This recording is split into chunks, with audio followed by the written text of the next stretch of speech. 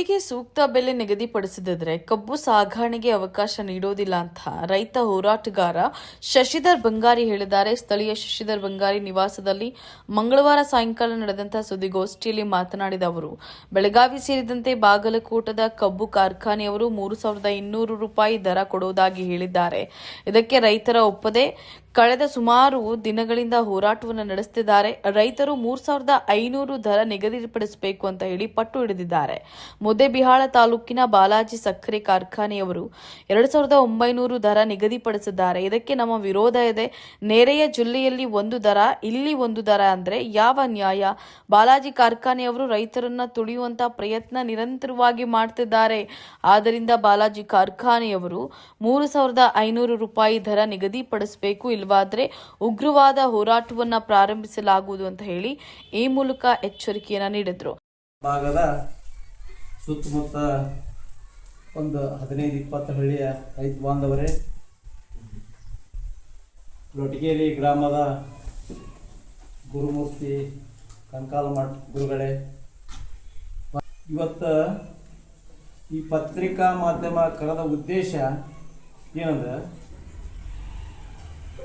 ಒಂದು ಕಬ್ಬಿಗೆ ಸರಿಯಾದ ಬೆಲೆ, ಸಮಂಜಸವಾದ ಬೆಲೆ ಈ ಕಾರ್ಖಾನೆಯವರು ಕೊಡದೇ ಇದ್ದ ಸಮಸ್ಯೆ ಸಲುವಾಗಿ, ಅವರು ಒಪ್ಕೊಳ್ತಾ ಇಲ್ಲ ಸಮಸ್ಯೆ ಸಲುವಾಗಿ ಇವತ್ತು ಈ ಸಭೆ, ಈ ಪತ್ರಿಕಾಗೋಷ್ಠಿ ಕರೆದಿದ್ದಾಗಿದೆ. ಈ ಪತ್ರಿಕಾಗೋಷ್ಠಿ ಕರೆದ ಉದ್ದೇಶ ಇಷ್ಟೇ. ಇವತ್ತು ಒಬ್ಬ ರೈತ ಕಬ್ಬು ಬೆಳಿಬೇಕಾದ್ರೆ ಒಂದು ಎಕರೆಗೆ ಎಷ್ಟು ಖರ್ಚು ಬರ್ತೈತೆ, ಇವರೆಲ್ಲ ನಾವೆಲ್ಲ ರೈತರೇ ಇದ್ದೀವಿ. ಒಂದು ಎಕರೆಗೆ ಸುಮಾರು ಖರ್ಚು ಏನಂದ್ರೆ, ಇವತ್ತು ನಿಮಗೆಲ್ಲ ತಿಳಿದಿರುವಂತೆ ರಾಸಾಯನಿಕ ಗೊಬ್ಬರ ಬೆಲೆ ದಿನದಿಂದ ದಿನಕ್ಕೆ ಹೆಚ್ಚಾಗ್ತಾನೆ ಐತಿ. ಇವತ್ತು ಒಂದು ಪ್ಯಾಕೆಟ್ DAP ಗೊಬ್ಬರದ ಬೆಲೆ 1,900 ರೂಪಾಯಿ ಆಗೈತೆ.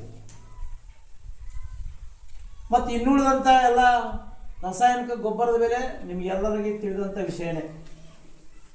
ಒಂದು ಎಕರೆ ಕಬ್ಬು ಬೆಳಿಬೇಕಾದ್ರೆ 12 ತಿಂಗಳ ಅವಧಿ ತೊಗೊಂತೈತಿ.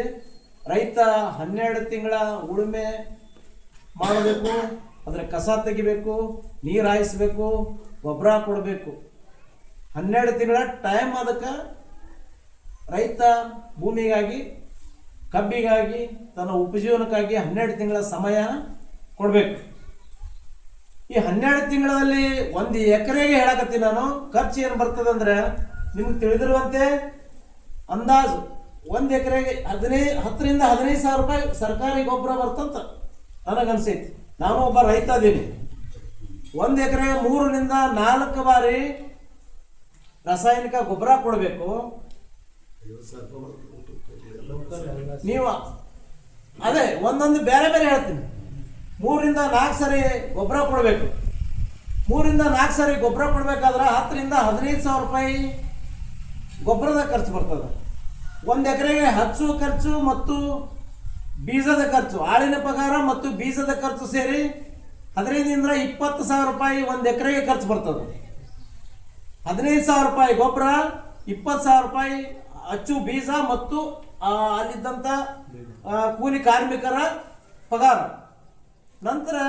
ತದನಂತರ ಅದು 12 ತಿಂಗಳ ಅದು ಭೂಮಿ ಹದಗೊಳಿಸ್ಬೇಕಾದ್ರೆ ಒಂದು 8ರಿಂದ 10,000 ರೂಪಾಯಿ ಒಂದು ಎಕರೆ ಖರ್ಚು ಬರ್ತದೆ. ತದನಂತರ ಒಂದು 12 ತಿಂಗಳೊಳಗೆ ಅದಕ್ಕೆ ಸೆದಿ ಗಿದಿ ಎಲ್ಲ ತೆಗಿಬೇಕಾದ್ರೆ 10ರಿಂದ 15,000 ರೂಪಾಯಿ ಒಂದು ಆಳಿನ ಪಗಾರ ಬರ್ತದೆ. ಮತ್ತು 12 ತಿಂಗಳು ಅದು ನೀರು ಹಾಯಿಸ್ಬೇಕಾದ್ರೆ ಒಂದು ಎಕರೆಗೆ ಒಂದು 10,000 ರೂಪಾಯಿ ಆಳಿನ ಪಗಾರ, ನೀರು ಕಟ್ಟು ಮನುಷ್ಯನ ಪಗಾರ ಬರ್ತದೆ. ಇದೆಲ್ಲ ಸೇರಿ ಮಿನಿಮಮ್ ಒಂದು ಎಕರೆಗೆ 12 ತಿಂಗಳಲ್ಲಿ ಆ ರೈತಿಗೆ ಖರ್ಚಾಗಂಥದ್ದು 75ರಿಂದ 80,000 ರೂಪಾಯಿ ಖರ್ಚಾಗ್ತದೆ.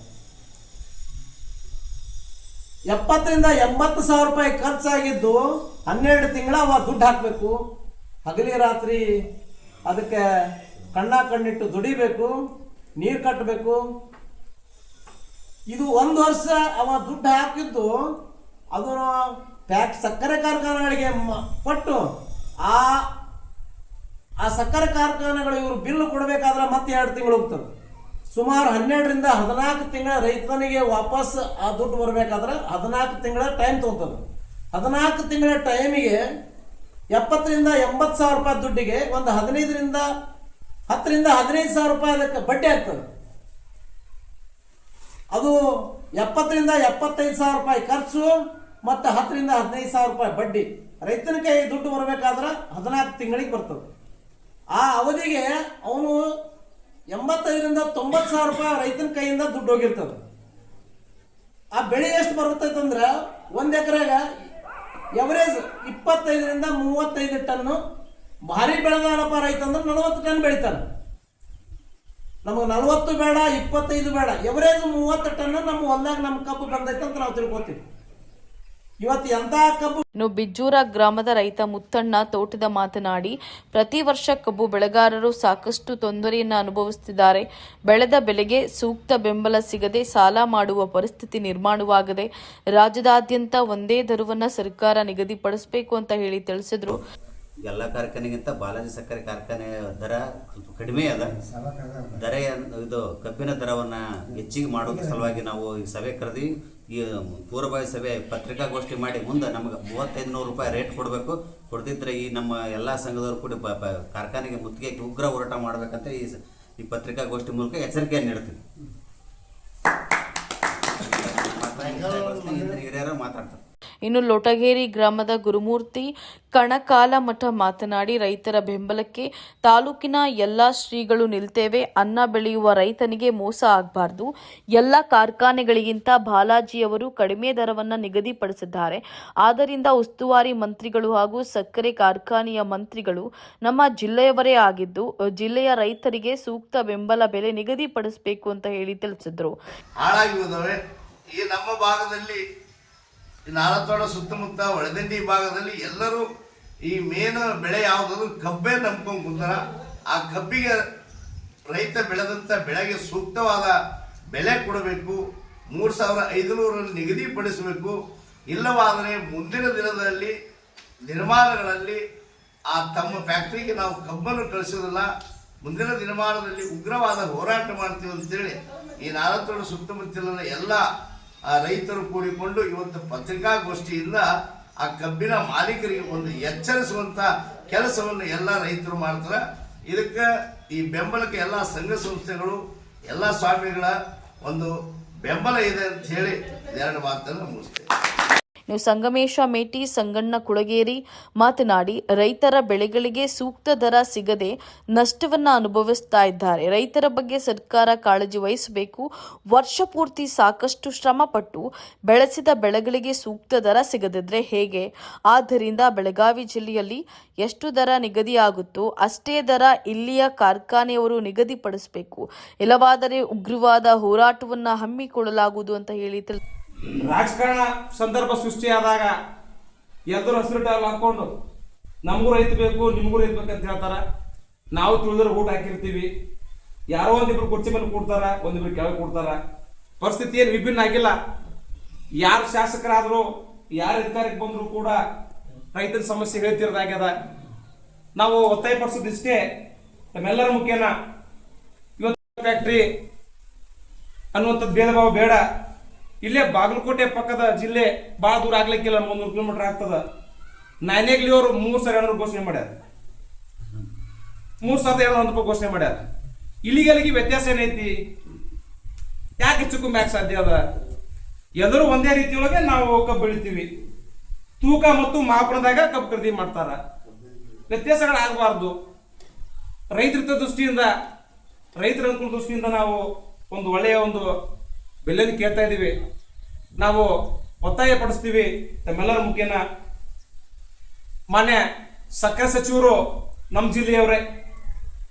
ಕಳೆದ ಕಬ್ಬು ಕಟಾವು ಸಂದರ್ಭದಲ್ಲಿ ಕೂಡ ಒಂದು ಚರ್ಚೆಗೆ ಬಂದಿತ್ತು ಒಂದು ವಿಷಯ. ಏನು ಕಂಪ್ನಿ ಮಾಲೀಕರು ತೂಕದಲ್ಲಿ ಮೋಸ ಮಾಡ್ತಾರೆ ಅನ್ನೋಂಥದ್ದು ಎಲ್ಲ ಕಡೆ ಹರಡಿತ್ತು. ಅಲ್ಲಿ ಯಾವುದೋ ಕೆಲವು ಕಡೆ ಯಾವುದೋ ಹೋರಾಟಕ್ಕೂ ಮುಂದೆ ಬರೆದಿತ್ತು. ಅಂತೂ ಮಧ್ಯಪ್ರವೇಶ ಮಾಡಿದಂಥ ಸರ್ಕಾರ ಮತ್ತು ಸಚಿವರು ಹೇಳಿಕೆಯನ್ನು ಕೊಟ್ಟಿದ್ರು.